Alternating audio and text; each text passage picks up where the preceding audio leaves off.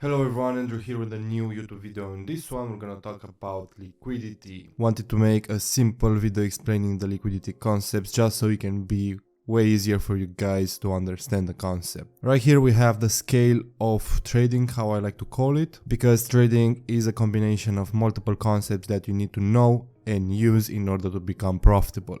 From these concepts, as I like to call them, we have management, entries, liquidity, supply and demand, and structure, with structure being the most important, supply and demand following it, and then there's liquidity. So this video is dedicated towards liquidity just because it's almost as important as supply and demand and structure, and we need to use all of them in order to actually be profitable trading the forex market. Liquidity is a magnet for price to be attracted to, as the market seeks liquidity to rebalance and fuel further moves. So as I said multiple times, the market is moving towards liquidity all the time. In order to identify what moves are gonna happen, we first have to identify where the liquidity is in the market, if it's resting above or below a certain level, just so we can expect price to move towards that level to take liquidity and then go to the next objective, which is the next point of liquidity. So every concept that we have is actually structured towards liquidity. So we have technical analysis, which is a framework just to read the order book via price action. We have market structure, which gives us the direction, bullish, bearish, pro trend or counter trend.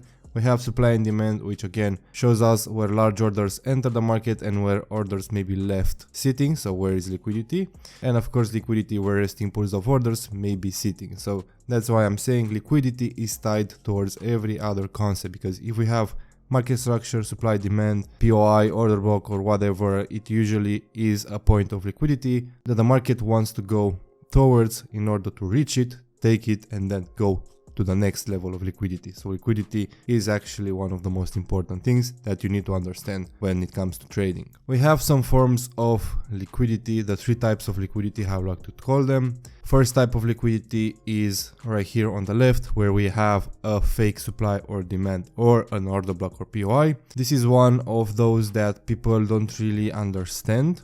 And I'm saying they don't understand because dumb smart money traders, they just take every single supply or demand zone, every single order block or POI as an entry point without noticing if it's actual liquidity or not. When we have something like this, like a clear POI in a supply or demand area, that usually acts as a liquidity for the next area. As I said right here, there will be liquidity behind every structural swing point in the market. One of the most known liquidity type is the equal lows or equal highs, where you basically have a double bottom or double top. This is a basic retail concept, the double bottom, double top, which doesn't really work. It's just a point of liquidity because it's building equal lows or equal highs. People are selling, retail sellers are here, retail buyers are here. So what does price do? It builds liquidity and it's gonna take it out before reversing. The last type of liquidity that we have is the trendline liquidity, which is again based on retail concepts, because people are buying when there is a bullish trendline building and they are selling when there is a bearish trendline building.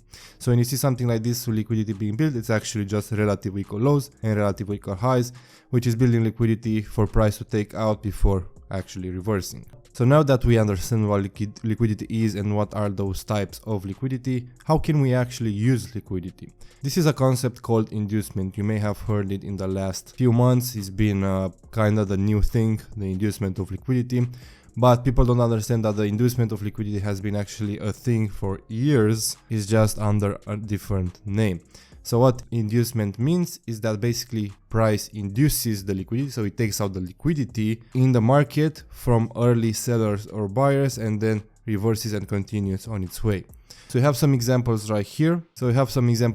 With equal highs, where people are selling, retail sellers are selling, they get in and then price potentially goes above. It induces, so first of all, it induces early sellers, which are selling based on the double. Then what price does, it breaks above it, people are trading it as a breakout, then price usually retests it. Again, this is another type of retail strategy where people just trade based on the retest, when what usually price does is just it drops again down. I'm going to show you an example a bit later. This is an example of inducement where people and smart money traders have absolutely no idea what they're doing. So here we have a higher time frame supply zone above, price is building equal highs, just below the supply zone. Retail sellers and actually a lot of small money traders, they try to sell it from here. They have a small reaction. Most of them, they go break even and then they get stopped out at break even and then re-enter and then they get stopped out. Then they try to sell again without actually waiting for price to hit the higher time frame supply zone. And then it hits the supply zone and then it drops off. So that is a simple example of an early seller trap, or just equal highs building, liquidity building, taking it out in the supply zone and then reversing. Same thing here. After people, let's say there are people who don't want to sell here, they just want to go pro trend. They wait for the break, a retest, they get into a buy targeting the supply zone, and then they just get again stopped out at break even or a stop loss because they do not understand the price move to take out the liquidity, to hit the higher time frame supply zone and then continue on its way and have that reversal. Now let's talk about sweep zones. So sweep zones are actually left in the market after liquidity has been taken or induced. Okay, so in the first picture right here we have equal highs being built, and what usually happens after that is price actually induces that liquidity, takes out the high and then reverses and creates this nice sweep zone. That's called a sweep zone, and it's actually a really good entry point because what happens, we build liquidity to the top, to the bottom, price induces the high, takes out the low, retests it and then dies off in the intended direction. Same thing in the second picture, we have a POI being set here, a fake, or how I like to call it, an early seller trap or an early buyer trap right here. Price takes out the high, takes out the liquidity that's being built there, takes out the low and then usually comes back into the zone and then continues. This is my favorite entry model actually because it's so accurate and usually it happens a lot of times on all the time frames. So if you see any setup like this, just take them because they're usually a really good setup. Same thing here. Trend and liquidity being built, equal highs, price takes out liquidity, takes out the low, retest and then dies off. So that's the entry point right there. Same thing at the bottom, just reversed, equal lows, price takes out the low, liquidity takes out the high, retest goes higher. Same thing here and same thing here. So it's that easy to actually take trades based on liquidity.